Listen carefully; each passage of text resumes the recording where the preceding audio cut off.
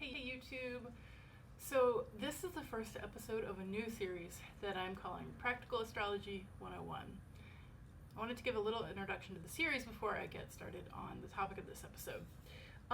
So basically, what I wanted to do with this series is to pitch it at a beginner level. So this is intended for folks who have little to no understanding of astrology. You are super welcome here.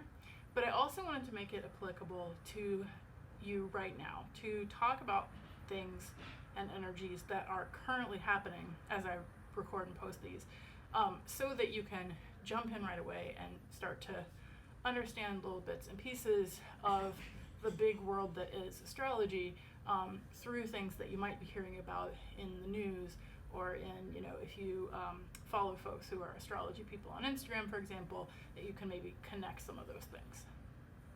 So this episode is Capricorn season to end all Capricorn seasons. And so Capricorn season is what we call the period where the sun is moving through Capricorn. And that is late December through most of January. But this isn't really about the sun. It's actually about the fact that we have got a ton of planets in Capricorn right now, that we have planets touching each other, or conjunct with each other, not obviously literally touching each other, but at the same points in their orbit, so that they're lined up in parallel for some amount of time. We've got eclipses happening. We've got just a lot of Capricorn energy happening, and this is not just happening while the sun is in Capricorn. There's actually been really intense Capricorn themes throughout 2019, and even more so in 2020. So I want to talk a little bit about Capricorn and how you can find out where Capricorn is in your chart, what is important about Capricorn in your chart, because it's going to keep coming up, and probably already has been for you.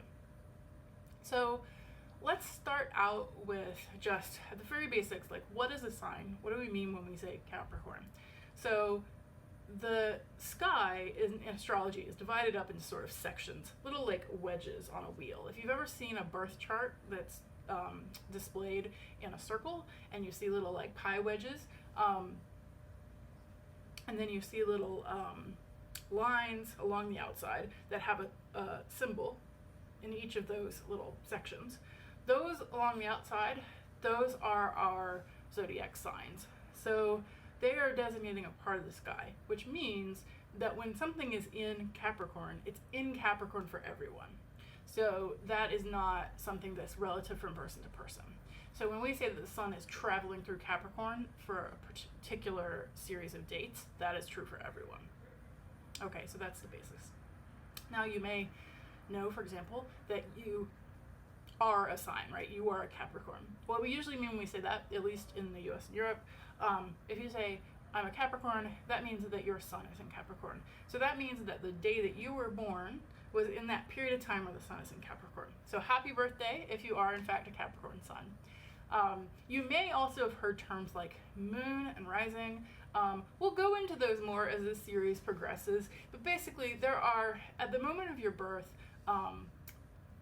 different planets are at different places. And so you might have other planets that were at the time of your birth in that section of the sky. And so we would say something like your moon is in Capricorn, your Mercury is in Capricorn. If you know your birth time, and you may or may not, then you can calculate your rising sign, which has to do with the horizon at the actual exact time you were born. And why that is useful is not just to calculate your rising sign, but also to calculate something called houses. We'll talk about that in a second. But when we talk about signs in astrology, a useful way I've heard it explained is that the sign is sort of the adjective. So signs, when we talk about astrology, we're talking about the quality or the character of something that's happening. So Capricorn is a sign that is associated with things like hard work. It's really like kind of a grind of a sign. It's getting things done. It's like nose to the grindstone, focused, hardworking kind of energy. if you need a mnemonic for this, if you happen to know, because you know some of the birthday or whatever in Capricorn, if you happen to know that Capricorn covers most of January, one easy way to remember it is to think about New Year's resolutions. During Capricorn season, people are like, yeah, I'm gonna do my thing, I'm gonna like work really hard on my resolution, and then when it ends, they may or may not continue. So that's one way that helps me remember Capricorn. So we know that the sun is in Capricorn for this period of time, but there are also quite a few planets that are all coming into Capricorn. So, each planet orbits the sun at a different speed, which means that each planet spends a different amount of time in a single sign as it's going around and around. And so the closer you are to the sun, you've got the quicker rotation. So you have things like Mercury is just like zoop, zoop, zoop. That's a technical term, zoop, zoop, zoop. And then you have planets like Pluto that just hang out in a sign for years and years and years and years. So, to describe what's happening in the sky right now, Pluto has been moving through Capricorn since 2008. So Pluto's been hanging out there for about 12 years. Generally, when we talk about the outer planets, we're mostly talking about generational energy. So we tend to talk about generations, Pluto specifically, we talk about as a generational planet. We're also talking about collective energies more than individual. So when we talk about like Pluto entering a sign, when we talk about Neptune or Uranus entering a sign, usually that it might have some effect on the individual, but it doesn't mean that because Pluto has been in that sign that things are going to have that nature for you as an individual for like all those years, because that wouldn't really make sense. But what they can do is they interact with other planets. They contribute to those collective energies, those kind of generational energies.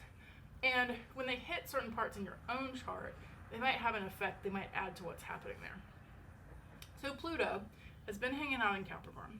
Now we've also got Saturn, who has been hanging out in Capricorn as well for about 2 years now. So end of 2017 has been hanging out in Capricorn. Those two are about to meet each other in the sky. So like I described, they're about to be conjunct, which means they're at the same degree of Capricorn. They're parallel to one another in the sky. And that's going to happen, I believe it's January 12th. And that's a big deal because it doesn't happen that often. And I think like with these kinds of energies where we say, oh, this is like a big deal, it doesn't happen that often. I want to encourage folks not to feel a sense of FOMO or a sense of like, I have to do something important on that day because of this.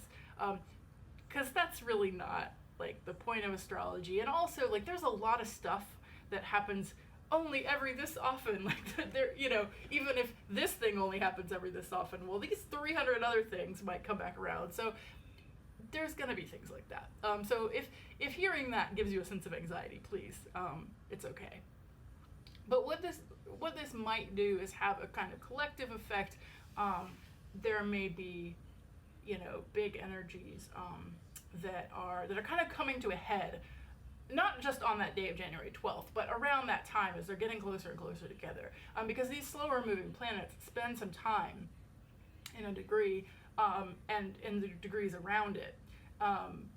And so it's not just going to be on that day. That energy may be felt leading up to and following the transit.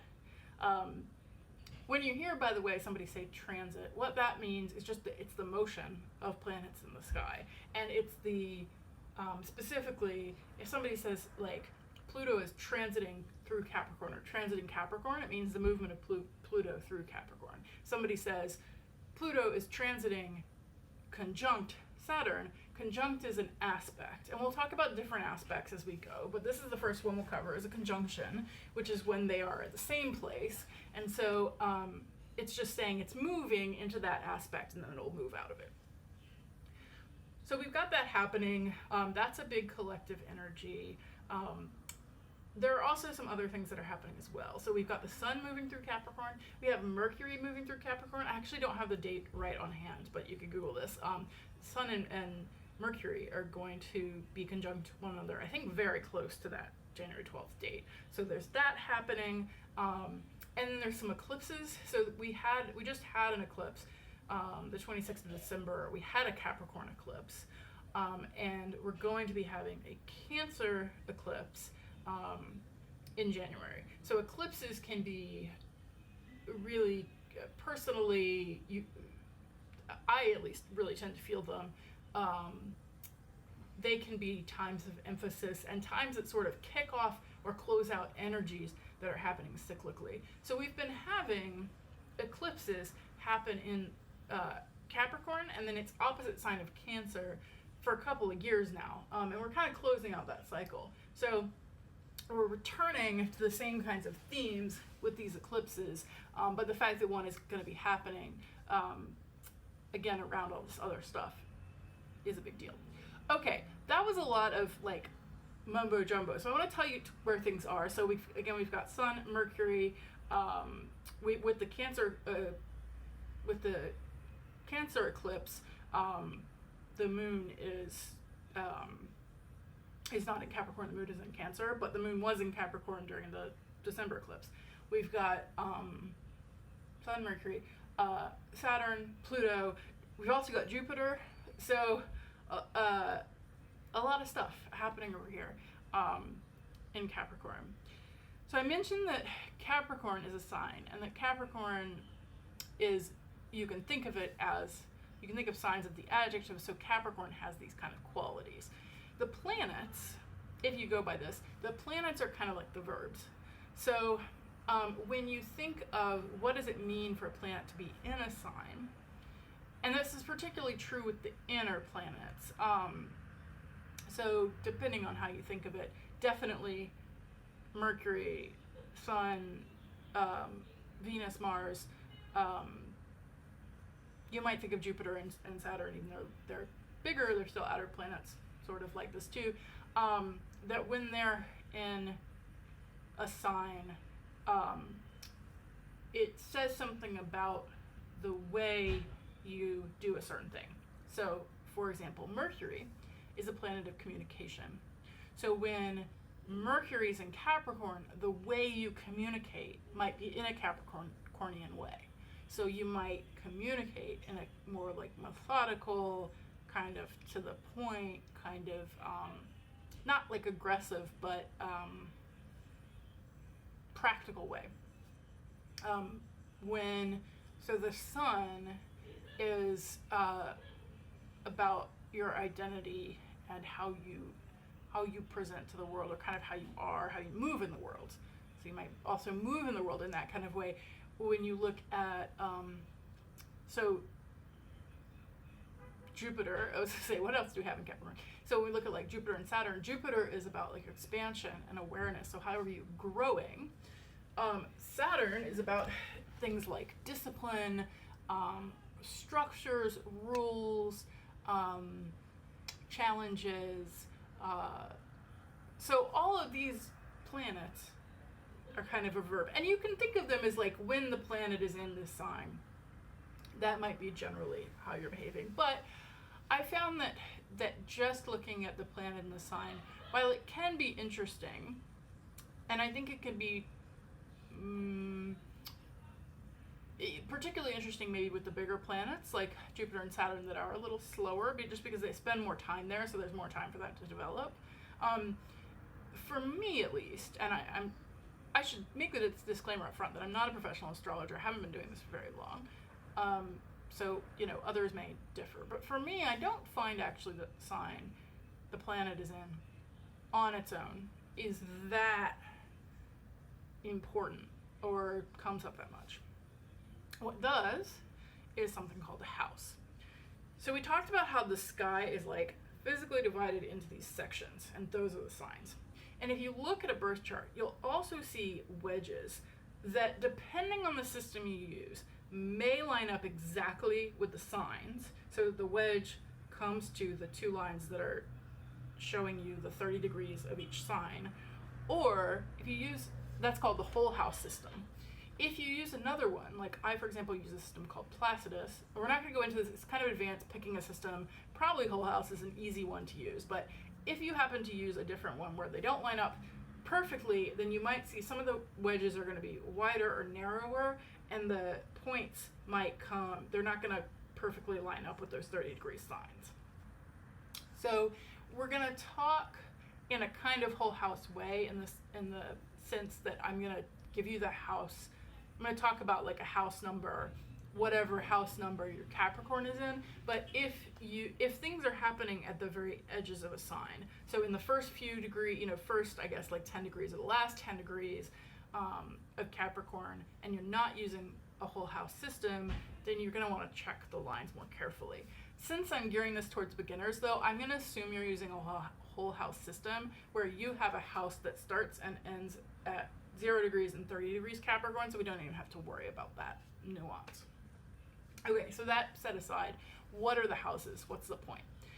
So the houses, I mentioned that they're calculated based on your rising sign. So it has to do with the horizon at the time of your birth. And if you're using whole house, I think I have this right, if you're using whole house, you will see on the left side of your birth chart if you pull it up. And by the way, as I talk about birth charts, you can get one for free at astro.com. That's where most people grab them. Again, you need to know the time of your birth and the place of your birth, so the time zone basically, if you want the rising sign. You can put in that you want to use the whole house system. That will be like probably the simplest way to do this, and whether you want to see different types of points beyond just the planets.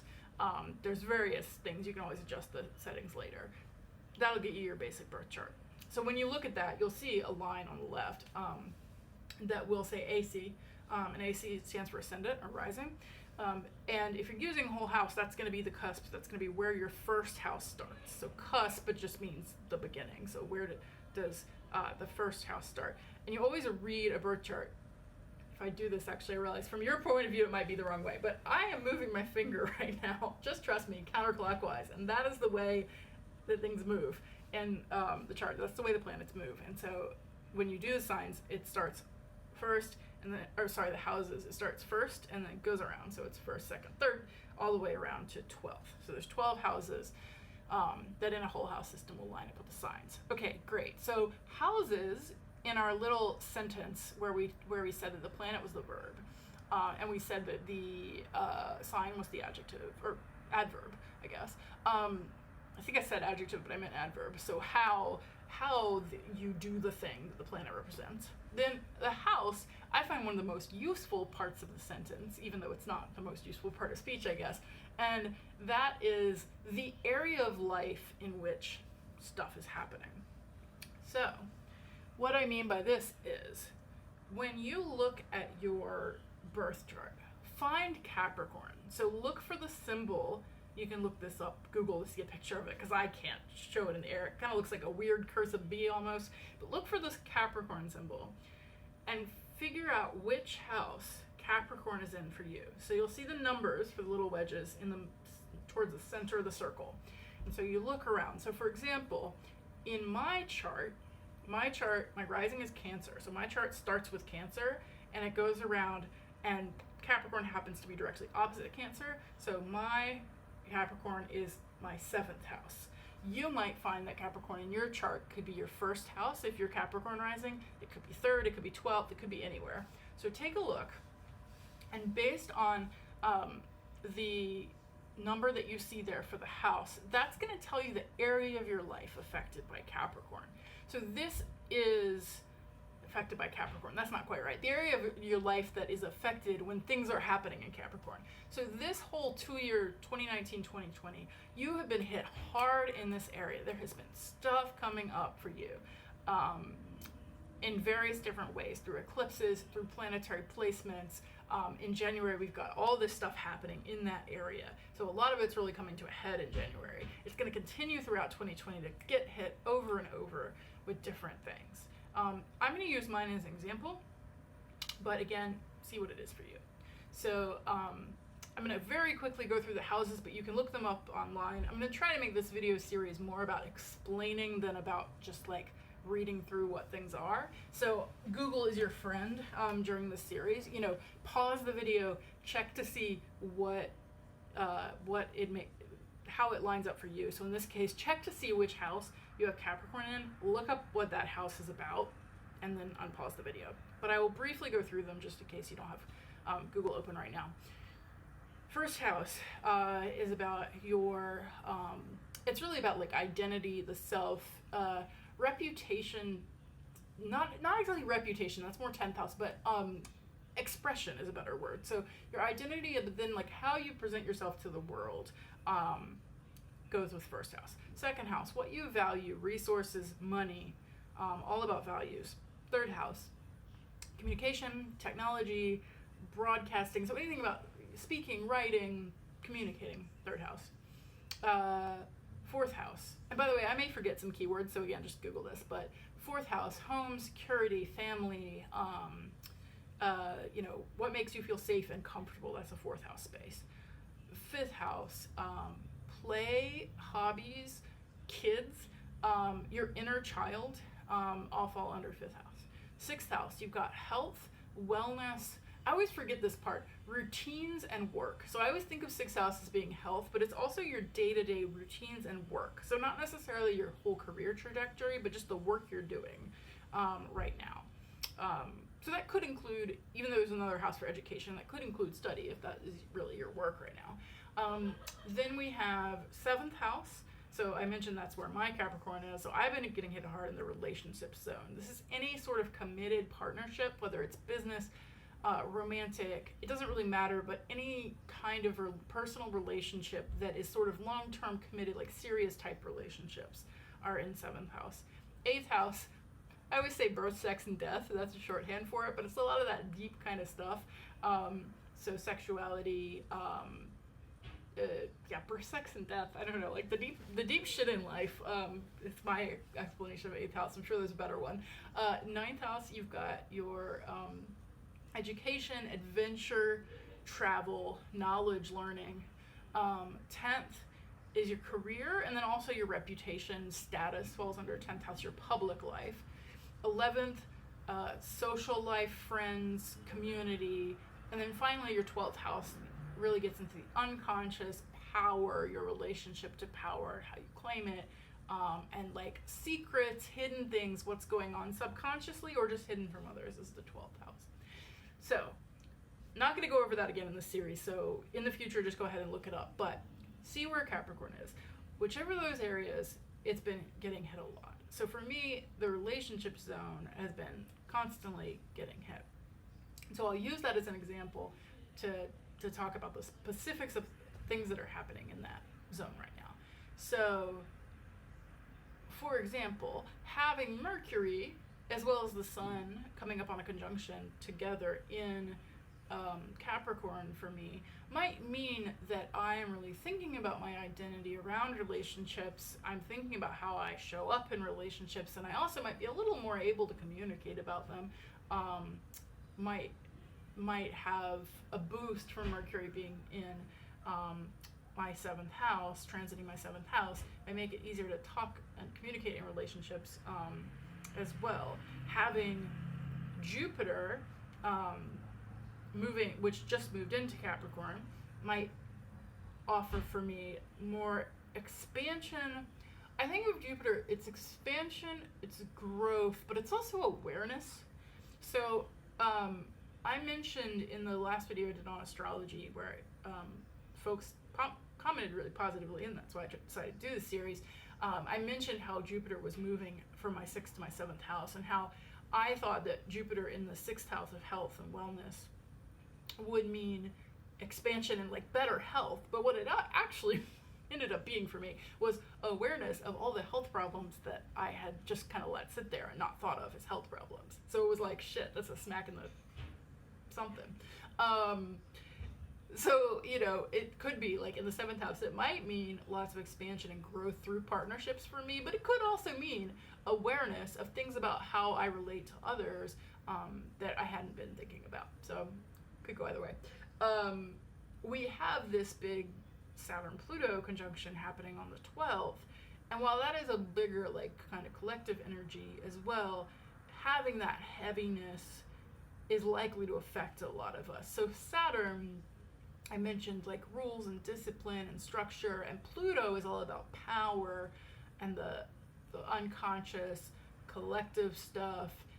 You may notice by the way that these planets, like you might think That sounds a lot of like the 12th house. Yeah, it is a lot like the 12th house. So there are relationships between planets and houses that you can look up, or we may talk about in the future. But yeah, like having this heavy energy also in this sign is likely to affect us in the sense that it might bring to bear, we need to like rethink, think about structure, think about, like in my case, because it's my 7th house, thinking about the structures of my relationships and the routines and the responsibility around relationships, who has power in relationships. Like these things are likely to come up because of the bigger planets being there.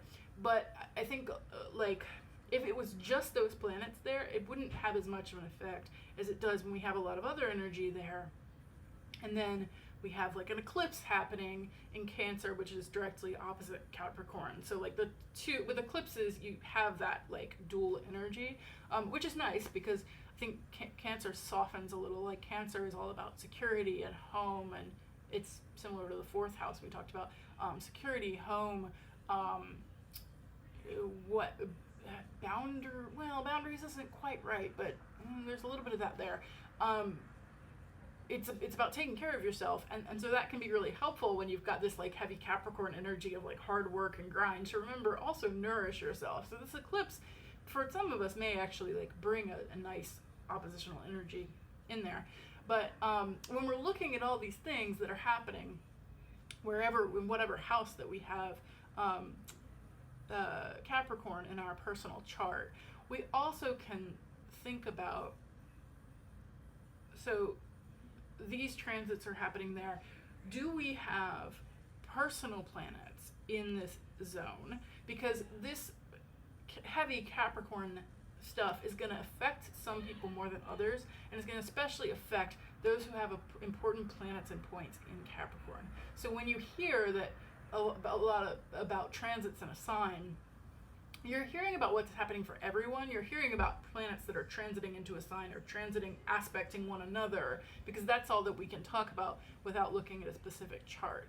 But if you want to see how does it affect me personally, and like how heavy is this likely to be for me, if you look at your chart and you see that Capricorn doesn't have any planets in it, so there's no little planet symbols happening for you in Capricorn, and there's also not a particularly important point, so it's not your rising, which is the horizontal line here, it's not your 1st house, and if it's your 1st house, to some extent, if it's your 7th house or 10th house or 4th house, those 4, so the cross there, like if it's any of those 1, 2, 3, so 1st, 4th, 7th, and 10th. Sorry, I'm sure this drawing in the air is not helpful. I need a whiteboard, but that might have some effect as well. But let's say you have Capricorn, it's your 3rd house, and there's nothing there. It doesn't mean it won't affect you at all, but it's probably not going to be nearly as felt and like as big as it is for people who have a bunch of stuff going on in there. So to give you a personal example, in Capricorn, I have Saturn and Pluto. I think that's Scorpio. Sorry, wow, totally wrong thing. What do I have in Capricorn? Brain. What's in Capricorn? I don't know. I have one planet in Capricorn, and now I can't remember which one it is. Is it Saturn? It might be Saturn. That's embarrassing, but whatever. You can look it up. So I have a planet in Capricorn, which basically means that as things transit to the exact point where I have a planet, or in relation to that point, and we're not going to go too much into that. So for right now, take a look at your chart. Let's say you see a planet.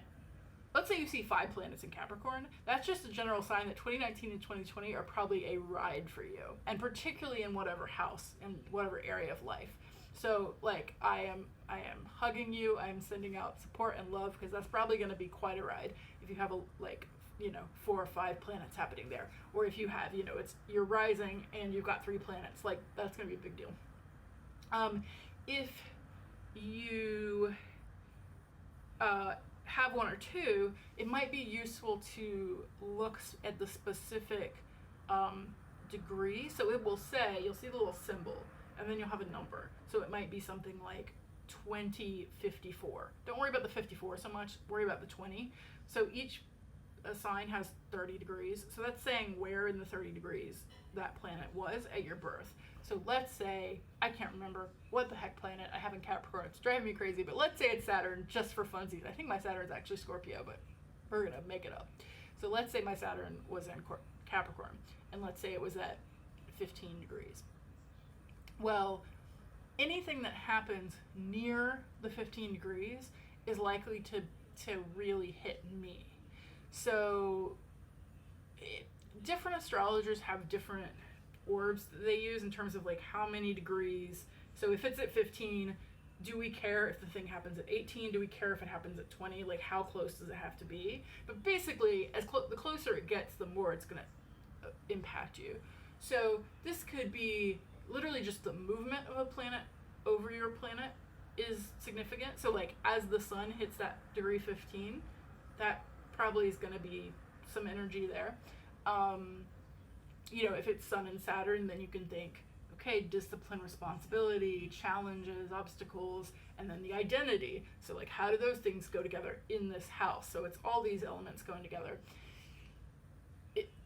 It's an even bigger a deal if one of these transits of two planets, like when we talk about the Pluto-Saturn conjunction, if that's happening, and is it 22 degrees? I can't remember. I think it's at 22 degrees Capricorn. If I have that wrong, I'm sorry, but you can Google it. If you have a planet right there, then that global collective thing happening is going to slam right into your planet and is going to have a much bigger effect. And I don't think it's useful, if you're a beginner, don't worry too much about the specific effect, exactly what happens. Just hear that it's an emphasis. If you're really curious, you can Google specific things. So this is how I do astrology. I don't memorize everything. I Google. So let's say you have your sun right where the transit is happening, right where the Saturn-Pluto conjunction is happening, at the same degree or within a couple degrees. Then you can be like, great, I'm going to Google Saturn conjunct, and then you say natal sun. So natal sun means it's your birth sun. So Saturn conjunct natal sun, and I'm going to look up Pluto conjunct natal sun to try to figure out what those two things mean, as well as we know that the Saturn and Pluto to each other mean something. So that would be one way to do it. But if you want to just make it easier on yourself, I would just think this means that this thing is going to be emphasized for me. Similarly, if you have an eclipse happen where you have a planet really nearby, that's going to be a heavier felt eclipse likely than an eclipse that happens in an area where there's just nothing in your birth chart. So we covered a lot today. I hope that wasn't terribly confusing. We'll probably be a little simpler or a little like narrower in future videos, but this is a big month happening. So if you take away anything from this, here's what I would do is look up what house you have Capricorn. Where is Capricorn? What house is it in your chart? Look up what that number house means. So is it home and family? Is it relationships? Is it career? That's an area you might have been feeling a lot happening in 2019. So you can feel kind of affirmed and validated. You can blame the stars if you like. 2020, expect more of the same. You can know that in January there's going to be a lot of energy there, and it might be a good time, to like clear some things. It might be a good time in that area to make change. You've already had a year of things happening that might have pushed things along. So 2020, we can keep that happening, and we can clear things that aren't necessarily serving us. Don't worry too heavily about all the rest of it, but if you do hear about a specific thing happening in Capricorn and you hear people talking, an astrologer talking about what it means, you can mentally apply that to the house and the area of life that you see in your birth chart. And then the second thing is just to look and see in that area, is there much going on there? Are there a lot of planets? Or is it at one of these left, right, up, down angles in your birth chart? Then you might expect that the transit that's described by the astrologer is going to hit you a little bit harder. Okay, let me know in the comments, was that completely confusing? Did that help at all? Does anybody have any questions? Leave them below. What topics do you want me to cover next? I want to continue to do this similar style where we're going to talk about what's actually happening, and talk about like how you might look at a transit or what have you, with other examples, but probably they'll be a little less so like maybe we'll do one about eclipses specifically, maybe we'll do one about, I don't know, squares, something. So if there's something in particular you'd like to know about, let me know. And don't forget to subscribe if you're not already a subscriber so that you will receive a notification when the next episode of this series hits.